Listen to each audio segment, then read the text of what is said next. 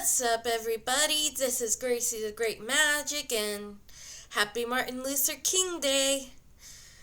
And I'm pretty sure most of you have read the page that I published on my website recently that talks about tips and advice to help other magicians, to include people with special needs in their magic tricks in their magic shows recently. And since today's Martin Luther King Day, I thought it would be perfect to share this helpful video to you guys.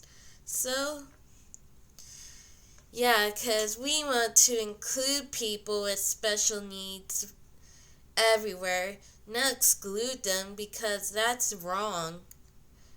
Because, yeah, we do not exclude people from magic, especially if they have special needs that prevent them from doing it.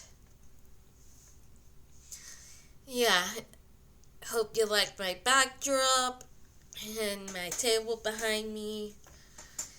Anyway,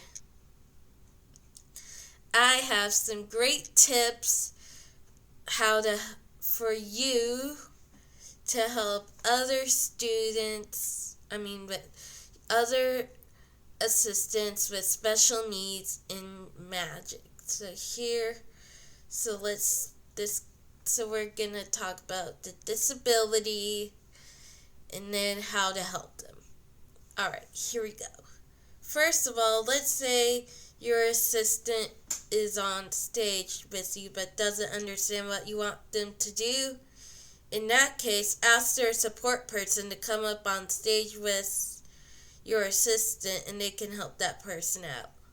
Let's talk about what it's like for your assistant that has disabilities.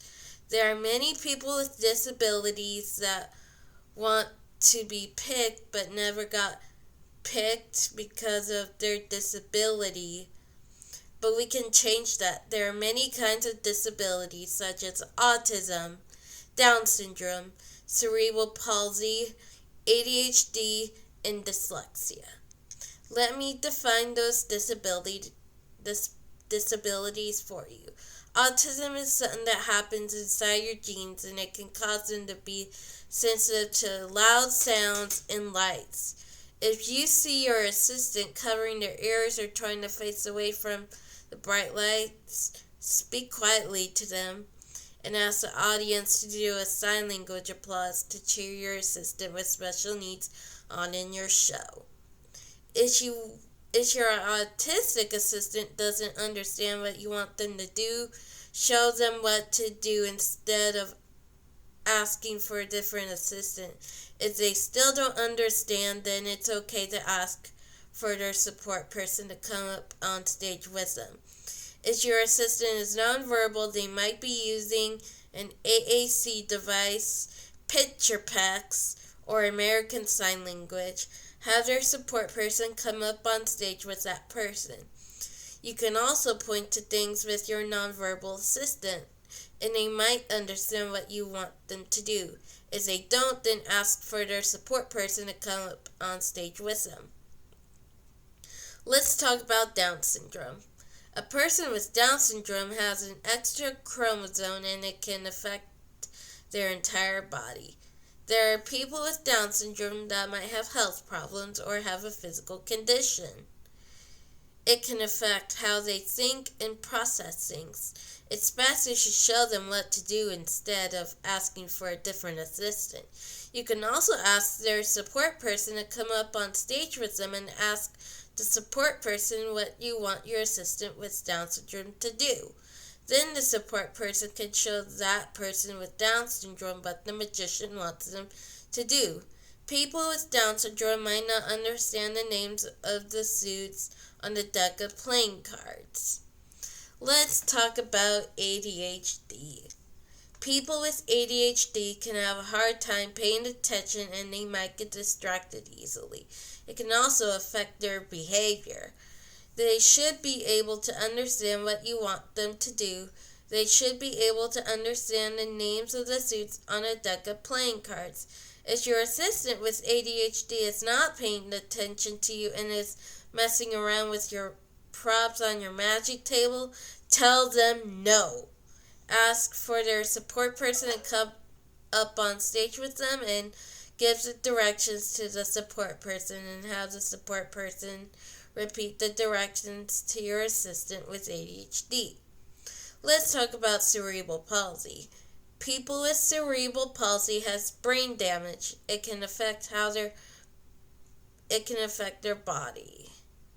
Most people with cerebral palsy are in wheelchairs because they can't walk. It can also affect their speech.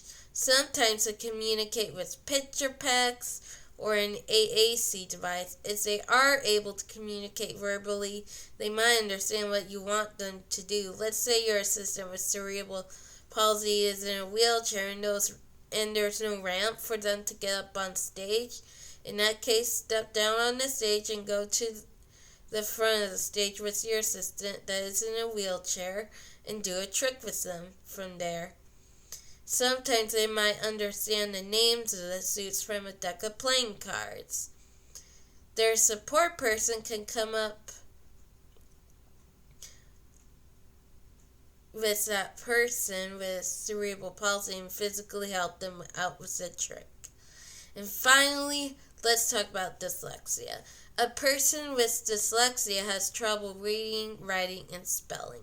They get mixed up with letters and numbers. They might also get a playing card mixed up because of their disability.